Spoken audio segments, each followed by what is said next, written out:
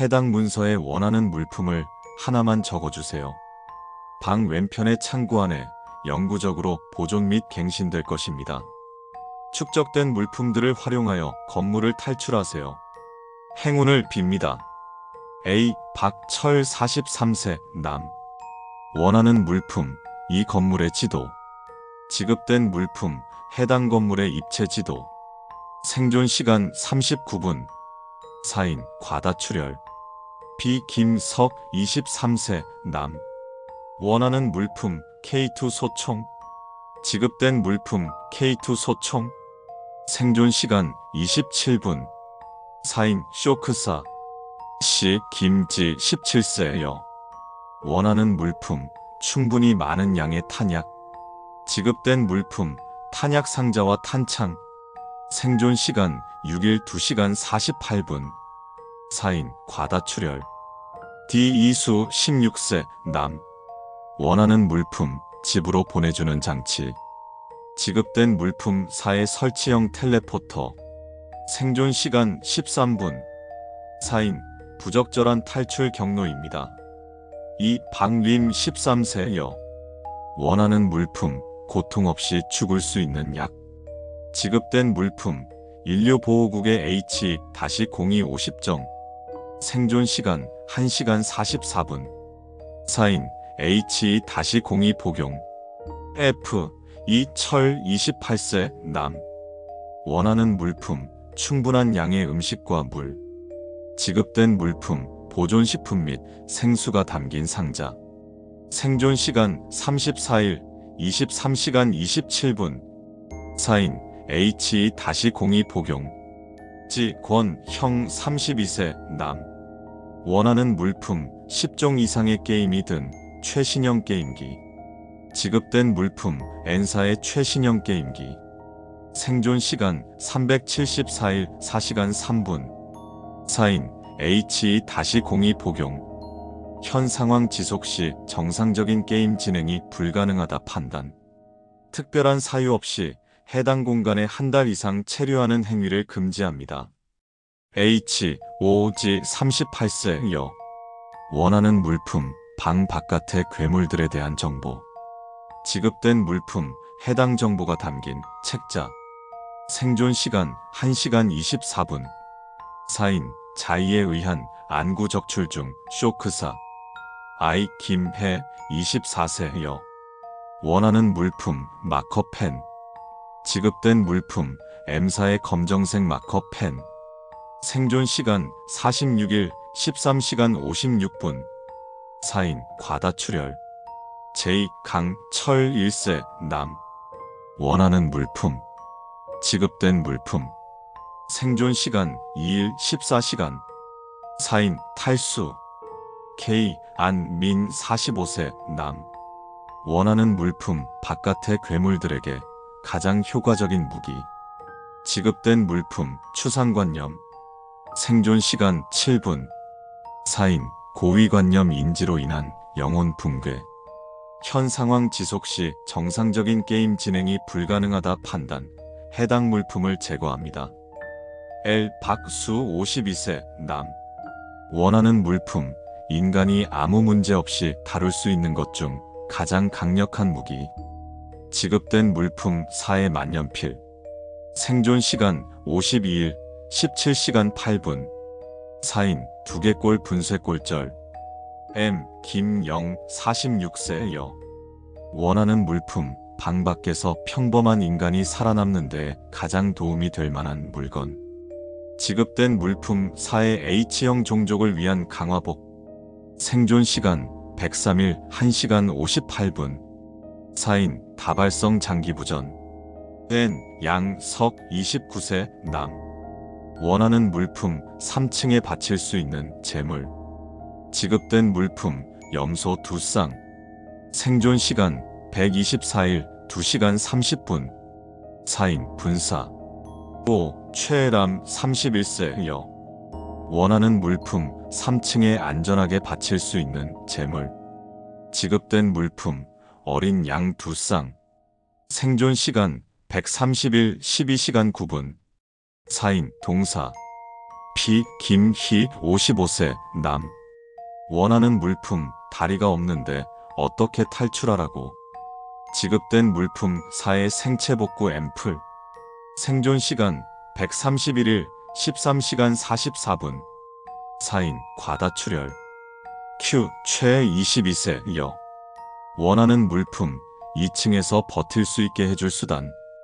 지급된 물품 A사의 정신력 강화제. 생존 시간 120일 23시간 49분. 사인 동사. R 조수 33세 남. 원하는 물품 화염방사기. 지급된 물품 K사의 화염방사기. 생존 시간 143일 6시간 6분. 사인 분사. S 박희 84세 여. 원하는 물품 내 가족 앨범. 지급된 물품 박영희 씨의 가족 앨범. 생존 시간 29일 23시간 28분. 사인 H-02 복용. T 김수 51세 남. 원하는 물품 1층에서 도움이 될 만한 물품. 지급된 물품 시계, 사과 두알 타이어, 전력 케이블이 담긴 상자. 생존 시간 101일 3시간 6분. 사인 동사. 유빵 철 47세 남. 원하는 물품 위 물품들이 도움이 되는 이유. 지급된 물품 사진 한 장. 생존 시간 98일 14시간 15분. 사인 심장마비. V 권수 31세 여. 원하는 물품 1층 창고 문을 열 만한 도구. 지급된 물품 1층 창고 키카드. 생존 시간 103일 13시간 15분. 사인 과다출혈. W 늘 18세 남. 원하는 물품 내가 제시한 탈출 루트를 따라 행동했을 때 1층을 무사히 통과할 확률. 지급된 물품 78%가 적힌 종이. 생존 시간 417일 1시간 2분. 사인 H-02 복용. X 안 택 27세 남. 원하는 물품 모든 준비 완료했고 이 늘림이 찾아주신 탈출 루트 숙지했어요. 김혜님, 이 늘림 그리고 모든 분들 조언이랑 수칙서 작성해 주시고 유용한 물품 신청해 주셔서 감사합니다. 유언은 꼭 전해드릴게요. 지급된 물품 요청을 이해하지 못함. 생존 시간 237일 13시간 9분. 사인 H-02 복용. Y 김원 21세 여. 원하는 물품 이전에 두 분이 탈출에 실패하신 이유. 지급된 물품 탈출구를 촬영한 사진 한 장. 생존 시간 29분. 사인 H-02 복용.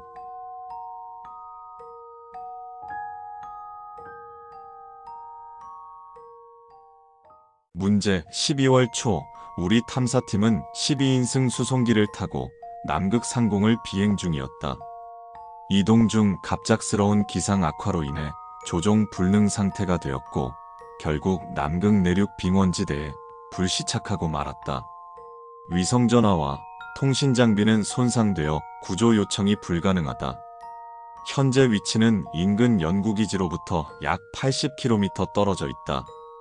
기온은 영하 35도이며 풍속은 시속 40km를 넘는다.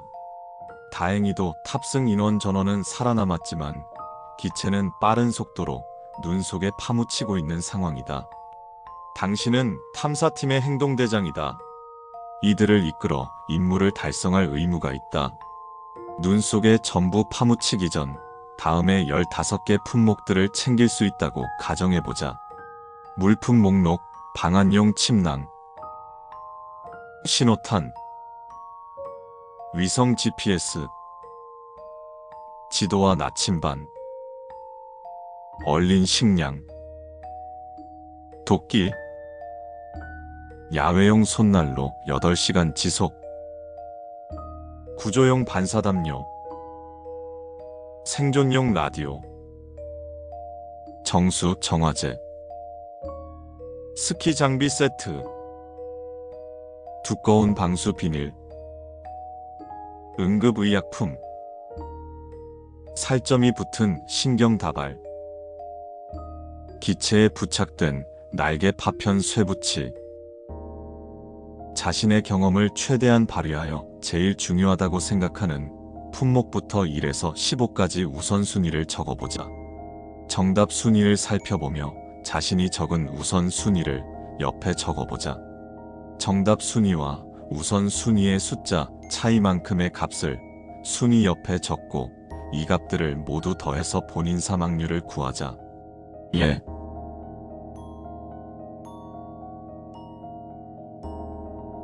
정답 공개. 1위. 방한용 침낭. 저체온증은 이 상황에서 가장 빠르게 생명을 위협하는 요인이다. 사람은 체온이 1, 2도만 떨어져도 인지 기능이 둔화되고 움직임이 느려진다. 침낭은 체온 손실을 막아주는 가장 효과적인 도구이며 밤에는 기온이 더 낮아지기 때문에 이 물품의 존재 유무가 생존율을 크게 가른다. 2위. 구조용 반사담요. 알루미늄 소재로 된 반사담요는 체온을 반사해서 내부에 머물게 하는 기능이 있다. 침낭과 함께 쓰면 보온 효과가 증폭되며 햇빛을 반사시켜 구조 신호로 활용할 수도 있다. 체온 유지와 구조 요청이라는 두 가지 역할을 동시에 수행할 수 있는 효율적인 물품이다. 3위. 얼린 식량. 저온 환경에서는 신체가 열을 내기 위해 평소보다 많은 칼로리를 소모한다. 에너지가 바닥나면 체온도 함께 떨어지고 순식간에 저체온증으로 이어진다. 식량은 그 자체로 생존 기간을 연장시키는 필수 자원이다. 해동해서 먹을 수 있어야 하므로 따뜻하게 할 수단도 필요하다. 입을 줄일수록 효과적이다. 4위. 응급의약품.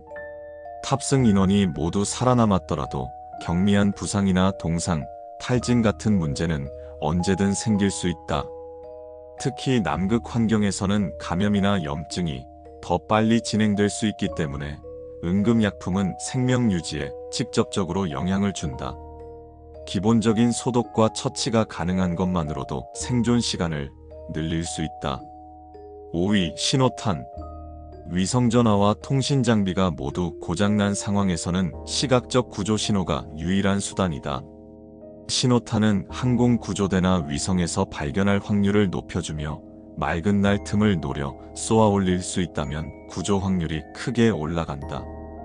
다만 개수가 제한되어 있으므로 함부로 쓸 수는 없다. 6위. 두꺼운 방수 비닐. 비닐은 바람을 막거나 눈을 피할 수 있는 임시 거처로 활용할 수 있다. 바닥에 깔면 냉기를 차단할 수 있고 침낭 위에 덮으면 보온 효과도 더해진다. 눈을 퍼서 담는데도 쓰일 수 있고 외부와의 접촉을 줄이는 장벽으로도 쓸 수 있는 다용도 물품이다. 7위. 도끼. 눈을 파내거나 얼음을 깨고 임시 거처를 만들거나 기체 잔해를 정리할 때, 의견을 조율할 때 도끼는 매우 유용하다. 무기나 생존용 도구로의 활용성도 높고 체계적인 생존 기반을 마련하는 데 큰 도움이 된다. 특히 눈이 빠르게 쌓이고 있다는 점을 고려할 때 도끼는 기체 접근에도 꼭 필요하다. 3위를 고려하면 중요도가 더 높아질 수 있다. 8위. 정수제. 장기적으로 구조가 지연될 경우 마실 물을 확보하는 것이 중요해진다. 얼음을 녹이면 수분은 얻을 수 있지만 조류 배설물이나 세균, 오염된 잔해물과 접촉했을 가능성을 고려해야 한다. 정수제는 감염을 막고 안전한 수분을 확보하는 데 필수적인 도구이다. 입을 줄일수록 효과적이다. 9위. 야외용 손난로. 짧은 시간 동안이라도 말초 신체 부위를 데워주는데 효과가 있다. 특히 손과 발의 동상 예방에 도움이 되며 정신적으로도 안정을 준다. 지속 시간이 짧고 일회용이라는 한계는 있지만 초기 대응 시 유의미한 역할을 할 수 있다.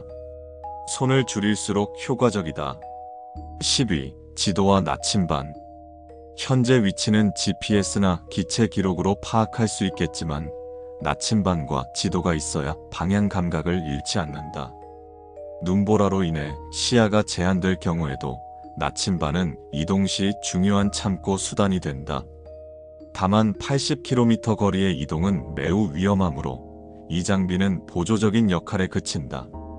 11위 스키 장비 세트. 구조 요청이 불가능하고 구조가 지연되는 상황에서 이동을 선택해야 한다면 스키는 눈 위에서의 이동 효율을 높여준다. 하지만 날씨와 지형 조건상 무리한 이동은 생존율을 떨어뜨릴 수 있기 때문에 스키는 최후의 수단일 때만 의미가 있다. 12위 위성 GPS.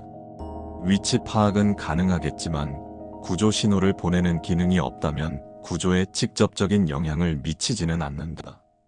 현재 위치를 지도와 대조해 방향을 잡는 데는 유용하나 구조가 오지 않을 경우에만 활용 가치가 생긴다. 13위 생존용 라디오. 수신 전용 라디오는 구조대의 신호를 받을 수 있다는 기대감은 있지만 실제로 구조 신호를 청취할 가능성은 낮다. 특히 배터리 방전 위험이 높은 극지방에서는 라디오의 실질적 효용성이 떨어진다. 정보 수신보다는 보온, 식량, 구조 요청 수단이 우선이다. 14위 기체 날개 파편. 도구나 반사판, 제한 목적으로 사용할 수 있는 가능성은 있으나 구조나 체온 유지에 직접적으로 도움되지는 않는다. 무게가 있고 휴대가 어렵기 때문에 다른 필수 품목을 다 확보한 후에야 의미를 가질 수 있다. 아직은 우선순위가 낮다. 15위 살점이 붙은 신경 다발. 죄책감을 줄여주고 정신적 위안이 된다. 정답 순위와 우선 순위의 숫자 차이만큼의 값을 순위 옆에 적고 이 값들을 모두 더해서 본인 사망률을 구하자. 예.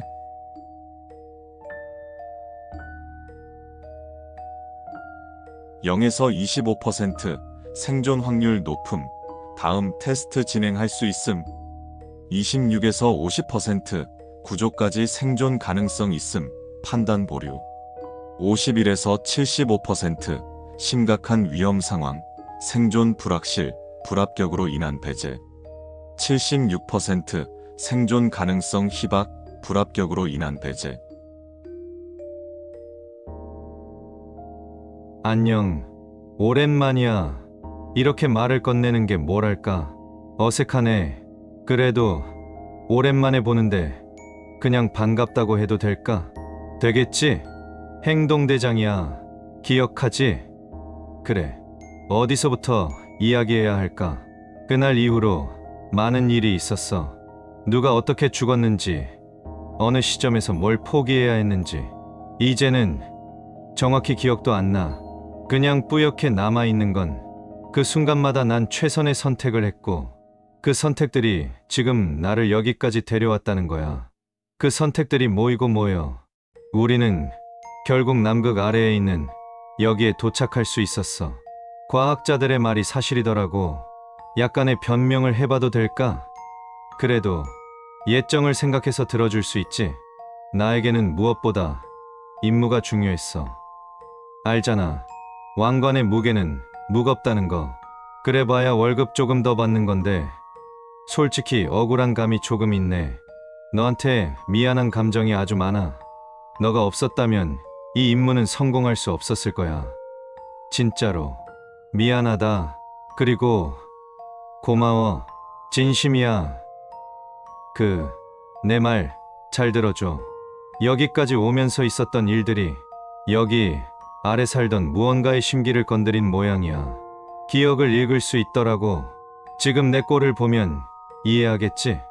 나는 최대한 있었던 일들을 부인했어.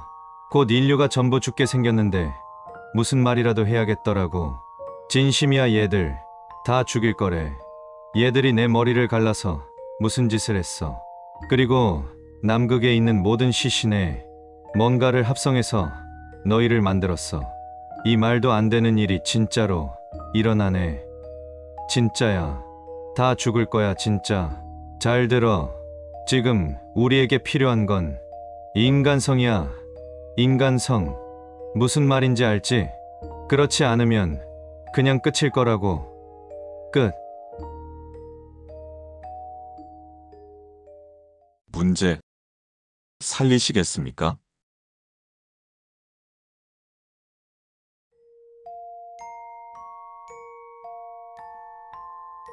안녕하십니까? 귀하께서는 현재 변칙 공간 무역 먹거리 골목 내부에 계십니다. 해당 거리는 본래 평범한 식당 골목이었으나 2011년 3월 24일부로 완전히 변칙 공간화가 진행되었습니다.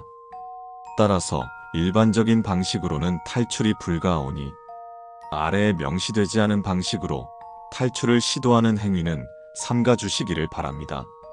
안심하십시오. 해당 공간은 인류안 보국에서 탈출 루트 확보를 완료한 상태입니다. 아래의 수칙들만 잘 지켜주신다면 귀하께서는 무사히 귀환하실 수 있습니다. 귀하께서는 지금부터 거리의 식당 중 한 곳으로 입장하셔야 합니다. 각 식당 내부에는 일반적으로 1인분의 음식이 존재하며 해당 음식을 95% 이상 섭취하신 후 가게를 나가신다면 현실로 귀환하실 수 있습니다.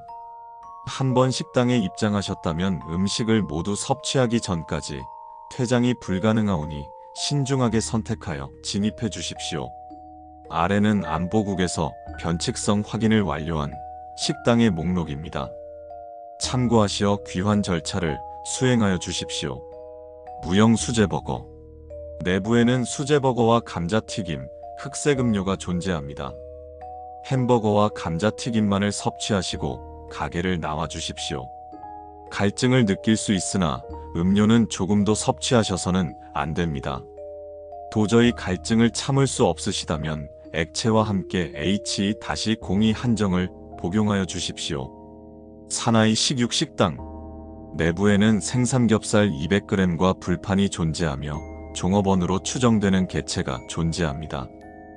해당 가게에 입장하실 시 내부에서 어떤 광경을 목격하시더라도 동요하지 마십시오. 눈을 감거나 인상을 찌푸리는 행위도 금지됩니다. 차분함을 유지하며 고기를 전부 구워 섭취하여 주십시오. 귀하께서 훈련받지 않은 민간인이시라면 진입을 추천드리지 않습니다. 내부에서 보이는 광경은 전부 환각일 뿐입니다.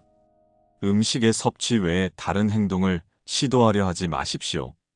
왕손 짜장. 내부에는 짜장면 한 그릇이 존재하며 그 외의 위험 요소는 존재하지 않습니다. 다만 해당 음식의 양은 대략 25kg 전후로 추정됩니다. 시간 제한은 존재하지 않으나 음식의 부패가 진행될 수 있으니 되도록 빨리 섭취하여 주십시오. 가게 내부의 밑반찬은 섭취하셔도 무방합니다. 여기서 밑반찬은 단무지, 춘장, 양파만을 의미합니다. 이 외의 음식은 섭취하지 않는 것을 추천드립니다. 원조 할머니 국밥. 내부에는 국밥 한 그릇이 존재하며 그 외의 위험 요소는 존재하지 않습니다. 귀하의 친할머니께서 이미 영원한 안식에 드셨을 경우에만 입장하여 주십시오. 귀하의 안전을 위해서도 중요한 수칙입니다. 이가 먹다 이가 죽어도 모르는. 내부에는 칼국수 한 그릇이 존재합니다. 간판의 문구는 매번 달라지며 이는 내부의 음식을 섭취한 후 사망의 이를 확률을 나타냅니다. 예컨대 간판의 문구가 5이 먹다 하나가 죽어도 모르는 이라면 음식 섭취 후 사망에 이를 확률이 20%임을 나타냅니다. 문구를 참고하시어 진입을 결정하여 주십시오. 드물게 간판의 문구가 100% 이상의 사망률을 나타낼 수 있습니다. 가게의 문이 완전히 열리기 전에 근처의 다른 식당으로 입장하여 주십시오. 명인강정. 내부에는 강정 한 상자가 존재합니다. 강정의 재료는 진입 시마다 매번 달라짐이 확인되었습니다. 반드시 외부 창문을 통하여 강정의 재료를 확인하여 주시고 섭취할 수 없다고 판단 시 가게에 진입하지 마십시오. 만약 가게 내부에 진입하셨으나 뒤늦게 섭취할 수 없는 재료였음을 인지하셨다면 어떤 수단을 사용해서든 강정을 위장 내부로 집어넣으십시오. 해당 공간 내부에서는 H-02 복용이 금지됩니다. 무형 횟집.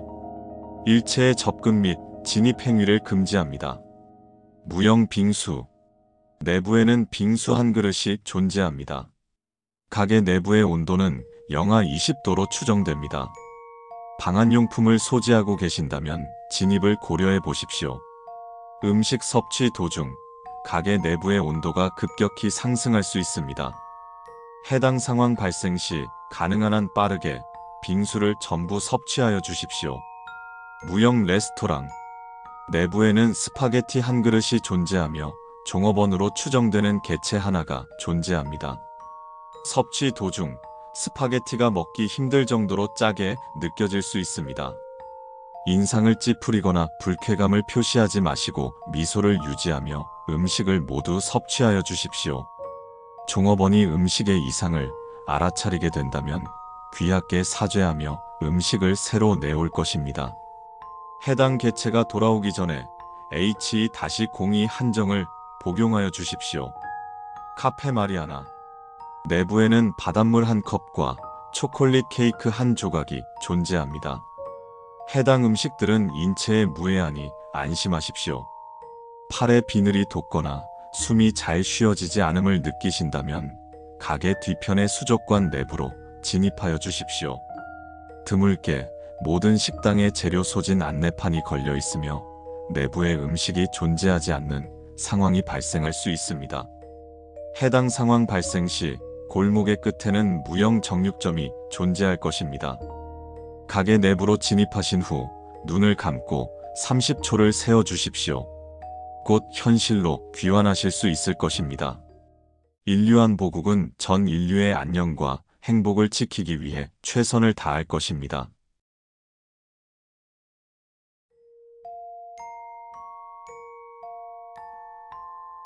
저희 세상이 멸망했던 이야기를 들려드릴까요?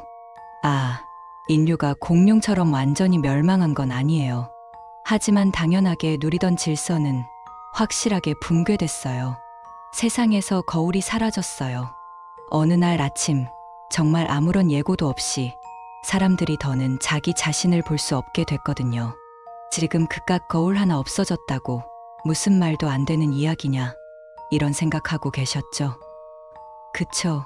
저희도 고작 거울 하나 때문에 글이 된 건 아니랍니다. 고작 그것 때문이었다면 지금 당신처럼 다른 무언가를 이용하는 우회 책을 생각해냈을 거예요. 그러니까 정확히 말하면 나 자신을 볼 수 있는 방법이 사라졌다고 하는 게 맞는 것 같아요. 카메라로 사진을 찍어도 유리창을 쳐다봐도 내 모습을 내가 바라볼 수가 없게 된 거예요. 세상이 뒤집어졌죠. 그도 그렇잖아요. 갑작스레 닥친 범지구적 이상현상. 방송에선 연일 전문가와 종교인, 종말론자들이 나와서 떠들고 사람들은 생필품 사재기에서 쟁여두고 당시 난리도 그런 난리가 또 없었어요. 그러나 생각보다 혼란은 그다지 오래가지는 않았어요. 고작 그것뿐이었거든요. 정말 고작 그거. 나 자신을 바라볼 수 없다. 인간은 적응의 생물이란 말 들어보셨죠? 우리도 그랬어요. 아침마다 머리가 뻗쳐도 얼굴에 뭐가 묻어도 모르는 게 세상이 무너질 일은 아니잖아요. 처음에는 무척이나 당황했는데 결국 시간이 흐르니 적응이 되더라고요. 생각해보면 우리 조상님들 원시인 시절엔 거울 안 보고 살았을 텐데 우리라고 뭐 불가능했겠어요. 한 가지 확실한 변화는 있었어요. 우리나라 사람들 참 이쁘다 멋지다 하잖아요. 뭐랄까, 좀 더 자연스러워졌다. 이젠 아예 못 꾸미니까 다들 많이 못생겨졌다. 그 정도? 모두가 포기했던 건 아니에요. 꾸미고 다녔던 사람들도 많이 있었죠. 자기 자신을 못 보는 거지 남의 얼굴은 볼 수 있었으니까요. 저도 처음엔 매일 아침 엄마한테 머리 손질이랑 다 맡겼었죠. 근데 그것도 하루 이틀이었어야죠. 부모님도 출근 전 매번 그러기가 힘드니 결국엔 그만둘 수밖에 없었어요. 그래도 끝끝내 꾸미고 다녔던 애들이 있기는 했죠. 어떻게든 남의 손을 빌려서 말이에요. 그때쯤부터 출근, 등교 맞춰서 운영하는 뷰티숍들이 크게 늘어났던 것 같아요. 공급이 수요를 못 따라갈 정도였고 돈 많은 사람들 아니면 이용하기도 힘들었죠. 뭐, 외모 관련된 사람들이 그땐 돈 정말 많이 벌었어요. 오죽하면 그때 청소년들 희망 직업 1위가 아이돌이나 유튜버를 제치고 성형외과 의사나 헤어 디자이너였겠어요. 아, 이러면 이야기가 너무 샜나요? 죄송해요. 아무튼 모두가 스스로 꾸밀 수 없는 세상에서도 격차는 생겨났다는 거예요. 그냥 본판이 이뻐서 안 꾸며도 되는 사람들부터 돈으로 해결하는 사람들까지, 그리고 둘 다 해당 안 되는 대다수의 사람들. 뭐 저는 둘 다 해당 안 됐죠. 그래도 뭐 괜찮았어요. 저 같은 애들이 훨씬 많이 있었는걸요. 오히려 그런 애들이 소수였죠. 그런데 그게 또 싫었는지 혼자서라도 어떻게든 꾸며보려 애쓰던 친구들이 꼭 있었어요. 그때 정말 사람이 자기 얼굴을 안 보고 스스로 꾸미면 저렇게 우스꽝스러울 수도 있구나 하고 속으로 엄청 웃었죠. 아, 그러다 결국 사건이 터졌어요. 누군가가 그런 친구를 보고 대놓고 비웃은 거예요. 그쵸. 당연히 대판 싸웠죠. 머리채 잡고 난리도 아니었는데. 그게 뭐 저희 학교만 문제는 아니었던 것 같아요. 사회 곳곳에서 그런 일들이 많이 일어났으니까요. 아무튼 그런 일들이 연달아 터지자 다들 조심조심하는 분위기가 됐어요. 사회적 금기 사항. 우리들 암묵적으로 그런 거 있잖아요. 장애인을 비하하지 않는다던가, 사고 피해자를 조롱하지 않는다던가. 거기에 하나가 더 추가된 셈이었죠. 그 뒤론 딱히 큰 문제는 없었어요. 다시금 평화로운 세상이었죠. 근데 그게 겉으로 보기만 그랬던 건가 보더라고요. 웃음 짓던 얼굴과는 달리 가슴속은 다들 골마 들어가고 있던 거예요. 그리고 어느 날 그 둑이 터져버렸어요. 잘 기억은 나지 않지만 그 사회적 금기를 깨고 누군가가 대놓고 비난을 쏟아내 버린 거예요. 처음엔 당연히 질타당할 줄 알았지만 의외로 수많은 사람들이 다르게 반응하더라고요. 흔히들 말하는 사이다. 네, 딱 그런 반응이었죠. 맞는 말인데 왜 그동안 쉬쉬했냐. 내 속이 다 후련하네. 다들 속으로는 그렇게 생각하고 있었던 거죠. 시작이 어려웠던 거지. 그 뒤에는 더 쉬웠어요. 처음엔 인터넷에서만 익명으로 헐뜯던 것이 나중 가서는 현실에서도 아무렇지도 않게 그런 말을 툭툭 내뱉더라고요. 누가 봐도 잘난 사람을 기준으로 세우고 말이에요. 정작 그런 말을 독하게 내뱉던 사람들은 자신의 몰골이 어떤지도 모르더라고요. 뭐 저도 남들 욕할 처지는 아니었죠. 저라고 별반 다를 건 없었으니까요. 그래요. 원래 세상이었다면 질타받고 끝났겠지만 우리 세상은 달랐어요. 그 누구도 거울을 보지 않았으니까요. 아니, 볼 수 없었으니까요. 그러니깐 그게 당연시됐던 거예요. 여기까진 그래도 괜찮았죠. 고작 외모 평가일 뿐이었는걸요. 하지만 외모로 시작된 갈등은 점점 다른 영역까지 번져나가기 시작했어요. 이슈에 편승해서 서로 물어뜯고 편을 가르고 어딜 가든 파벌이 생기고 서로 싸우기 바빴죠. 학교에서도 직장에서도 그렇게 자기 얼굴도 모른 채 남 들여다보는 데만 혈안이 되었으니 서로 물어뜯어대면서도 마음속은 또다시 썩어문드러지고 있었죠. 결국 사회는 크게 분열되었고 그게 원인이 되어서 저희 세상이 멸망했어요. 예? 정말 그것 때문에 멸망한 게 맞냐고요? 겨우 그것 때문에 어떻게 멸망하냐고 코웃음 치실 줄 알았어요. 고작 사람들끼리 갈등 좀 일어났다고 그걸로? 네, 맞아요. 고작 갈등 정도로 아무리 사회가 분열되고 서로를 미워한다 한들 그리 쉽게 멸망할 리 없잖아요. 하지만 멸망은 정말로 그것을 시발점으로 일어났어요. 여기서부터는 조금 진지하게 이야기할게요. 제 아픈 기억이라. 전쟁이 일어났어요. 웃기게도 말이에요. 이 재앙은 사람에게만 불공평했던 게 아니었던 거죠. 국가와 국가 간에도 차이가 있던 거예요. 북한이라던가 중국, 러시아, 독재자가 다스리던 국가들은 상대적으로 후유증이 덜했어요. 아예 없어 보이는 곳도 있었죠. 그런 나라들에게는 지금이 기회라고 생각됐나 봐요. 그들이 세계 패권에 도전을 했고 전쟁이 시작됐어요. 원래대로라면 당연히 그쪽이 생각하는 나라들이 이겼겠지만 들었다시피 저인 분열되어 있었잖아요. 적이랑 싸우는 와중에도 이렇게 된 원인을 남에게서 찾기 바빴죠. 전쟁은 끔찍하게 길어졌고 일상이 무너져 내리고 수많은 사람들이 죽어나갔어요. 중국은 핵 버튼까지 눌렀고 도시며 사람이며 쑥대밭이 됐죠. 허망하게도 그 끝에 승자는 없더라고요. 다시 생각해보면 독재 국가들도 거울이 없기는 마찬가지였던 거예요. 모든 게 끝난 뒤 저처럼 운 좋은 사람이나 돼야 부모며 집이며 모두 잃고 간신히 목숨 하나는 건질 수 있었죠. 다시 일어서려고도 해봤어요. 무너져 내린 콘크리트 잔해들은 너무나도 무거웠고 우린 끝내 포기할 수밖에 없었죠. 정말 아이러니하게도 이 모든 일의 시발점은 우리의 전부를 앗아간 악몽이 끝난 뒤 예고도 없이 다시 모습을 드러냈죠. 사람들은 저마다 빛이 반사되는 물체에 달려가 자신의 얼굴을 확인하기 시작했어요. 저도 곧바로 달려가서 얼굴을 비춰봤어요. 여태껏 보지 못했던 내 얼굴이 궁금했으니까. 기대를 품고 들여다본 거울 속에는 세상 그 누구보다도 못생긴 얼굴만이 비춰올 뿐이었죠.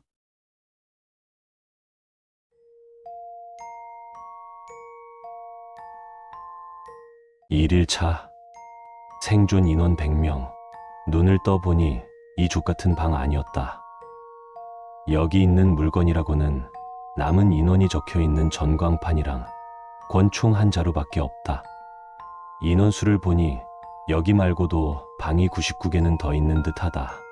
처음에는 몰래카메라라도 촬영하는 줄 알았는데 확인해보니 총 안에 진짜 실탄이 들어있더라. 시발, 전광판에는 마지막까지 포기하지 않고 버티면 내보내주겠다고 적혀있다. 이건 믿을 수 있는 걸까? 모르겠다. 무섭다. 2일차 생존 인원 100명. 침대도 없이 바닥에서 잠드는 건 고역이었다. 허리가 너무 아프다. 그래도 밤이 되면 불 정도는 꺼준다. 이걸로 어느 정도 시간을 가늠할 수 있을 것이다. 3일차 생존 인원 100명. 3일째 굶었는데도 배가 하나도 고프지 않다. 기묘한 일이다. 생각해보면 이 방은 공기가 통할 틈이 하나도 없다. 내가 어떻게 멀쩡하게 숨을 쉬고 있는지도 의문이다. 아무래도 나를 납치한 존재들은 평범한 사람은 아닌 것 같다. 4일차 생존 인원 100명. 철제 펜으로 잘만 하면 벽을 뚫어볼 수 있을 것 같다. 그 외에 올드보이에서도 젓가락 하나로 벽에 구멍을 뚫는 장면이 나왔지 않은가. 철문 옆쪽 벽을 꾸준히 파볼 것이다. 5일차 생존 인원 98명. 눈을 떠보니 2명이 죽어 있었다. 결국 포기하고 만 것일까? 얼굴도 모르는 사람들이지만 괜히 기분이 씁쓸하다. 벽을 계속 파내보고 있다. 이제 적당한 흠집 정도는 만들어낸 것 같다. 시간은 많을 것 같으니 천천히 하지 뭐. 7일차 생존 인원 93명. 사람들이 점점 줄어간다. 일주일이나 외부와 단절되어 있었으니 버티기 힘든 사람들도 있었으리라. 나는 원래 히키코모리 기질이 있었는지라 아직까지는 버틸만 했다. 글을 쓸 수 있는 수첩이 있기도 했고. 엄마가 보고 싶다. 가족들은 잘 지내고 있을까? 이곳에서 나가게 된다면 부모님께 정말 잘해드릴 것이다. 17일차 생존 인원 83명. 수첩을 아껴야 했기에 오랜만에 일기를 쓴다. 파낸 구멍은 계속 커지고 있다. 아직은 좀 얕긴 하지만 구멍을 파지 않을 때는 누워서 망상이나 하며 시간을 보낸다.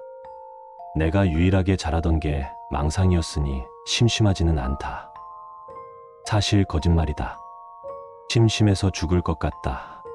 저 권총으로 러시안 룰렛이라도 하고 싶을 지경이다.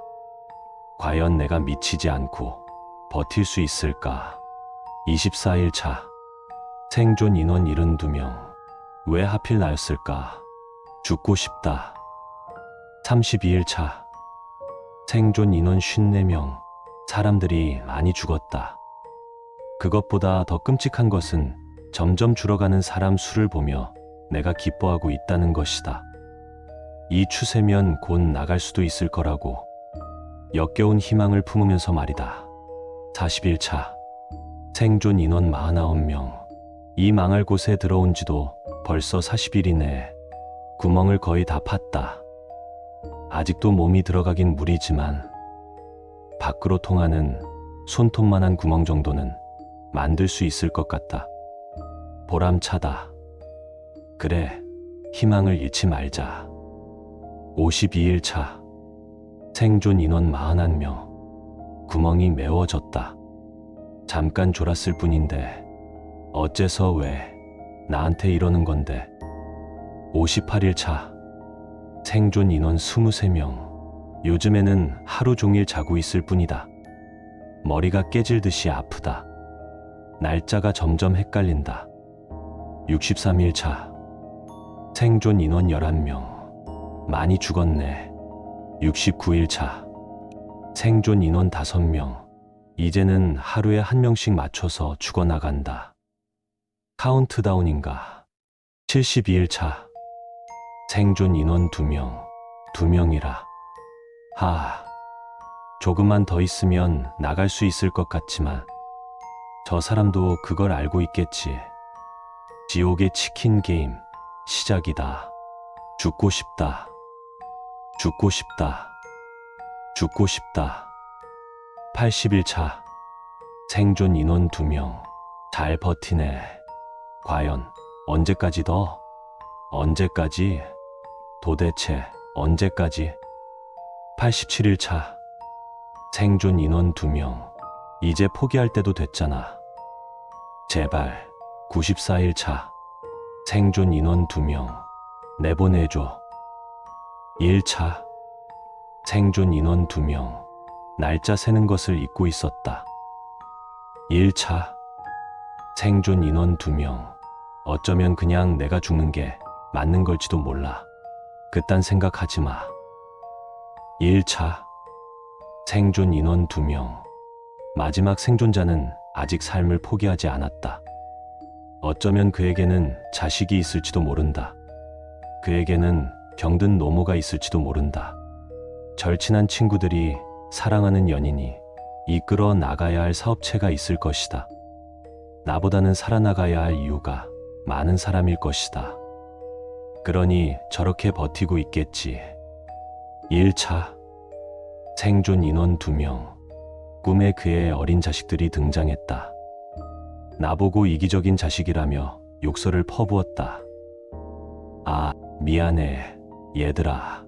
3일. 딱 3일만 더 기다려줘. 1차. 생존 인원 2명. 그래. 오늘은 방아쇠를 당겨야겠지. 그가 자식들과 무사히 재회할 수 있기를 바랄 뿐이다. 이제 다 끝이다. 전광판의 생존자 수가 1로 바뀌는 순간 마지막 생존자의 방에서 영원히 잠겨 있을 것만 같던 철문의 자물쇠가 풀렸다. 문을 열고 나간다면 이곳에 모두가 염원했던 아름다운 현실의 풍경과 마주할 수 있을 것이었다. 그러나 그 방 안에는 환자복을 입은 사내가 하염없이 눈물만을 흘리며 누워 있을 뿐이었다. 그렇게 영원히.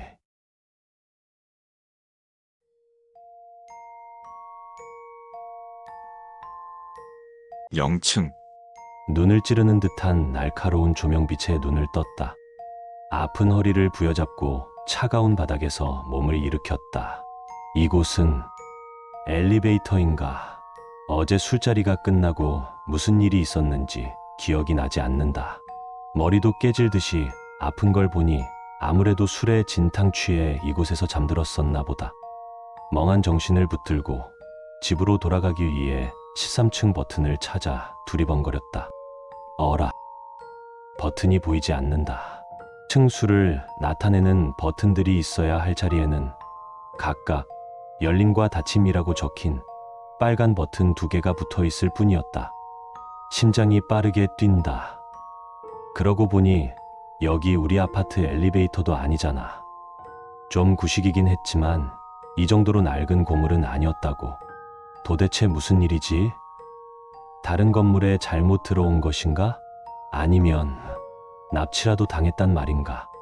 주위를 둘러보았지만 낡은 엘리베이터라는 것만 알 수 있을 뿐 달리 특이한 점은 보이지 않았다. 아니, 애초에 열린 버튼밖에 없는데 엘리베이터가 막기는. 덜컹. 혼란스러운 생각들을 정리하기도 전에 갑작스럽게 엘리베이터가 작동하기 시작했다. 1층. 덜컹거리는 진동에 놀란 나는 황급히 열린 버튼을 눌렀다. 문 밖에 무엇이 있든 이 기괴한 엘리베이터에 계속 남아있는 것보다는 나을 것 같았다. 기릭. 엘리베이터가 서서히 멈추어 서고 문이 열린다. 그 너머에는 좋기 20m는 넘어 보이는 낭떠러지가 나를 반겨주고 있었다. 밑을 내려다보자 광활한 콘크리트 바닥만이 끝없이 펼쳐져 있었고 절벽의 벽면에는 뾰족한 구조물들이 잔뜩 튀어나와 있었다. 도대체 여기가 어디란 말인가? 쓰레기 소각장? 멍하니 밖을 바라보고 있자 엘리베이터 문이 도로 닫혔다. 2층. 뒤늦게 열린 버튼을 다시 눌러보았으나 엘리베이터는 이미 2층으로 올라가는 중이었다. 침착하자. 이번에 엘리베이터가 서면 천천히 구조물을 잡고 낭떠러지 밑으로 내려가는 거다. 취미로 암벽 등반을 오래 해왔으니 꽤 할만할지도 모른다. 2층에 도착한 것인지 문이 서서히 열렸다. 천천히 심호흡하고 문틈으로 밖을 내다보았다. 이게 뭐야? 문 밖에는 어두운 숲길이 펼쳐져 있었다. 이게 어떻게 가능한 거지? 문이 닫히지 않도록 열린 버튼을 누른 채로 숲을 살펴보았다. 하늘에는 푸른 달이 보이며 풀벌레와 올빼미 울음소리가 들렸다. 인공적인 실내 공원 같은 것이 아닌 진짜 숲이었다. 주위를 살피며 숲 속으로 향하려던 찰나 그것과 눈이 마주쳤다. 나는 천천히 엘리베이터 내부로 돌아가 닫힌 버튼을 연타했다. 아무래도 나는 진짜 좆된 것 같다. 7층. 덜컹거리는 문짝에 기대 생각을 정리해 보았다. 그러니까 이 엘리베이터는 다른 세상으로 통하는 문 같은 것인가 보다. 좀 전에 목격한 그것이 지구의 생명체일 리가 없다. 12층. 마음이 조금 진정됐다. 다시금 열린 버튼을 눌러보았다. 열린 문 너머에는 아무것도 없는 하얀 공간만이 존재했다. 아무래도 여기서 내리는 건 좀 아닌 것 같이. 13층. 문을 열었다. 평범한 가정집처럼 보이는 방이었지만 사방에서 피비린내가 진동했다. 한번 수색해볼지 고민하다가 멀리서 철퍽거리는 발소리가 들려오길래 포기했다. 14층. 제발 집으로 돌려보내달라고 기도하며 문을 열었다. 광대 여럿이 미친 듯이 웃으며 이곳으로 달려오고 있었다. 지랄하네 진짜. 16층. 대충 30초에 한 층씩 올라가는 것 같다.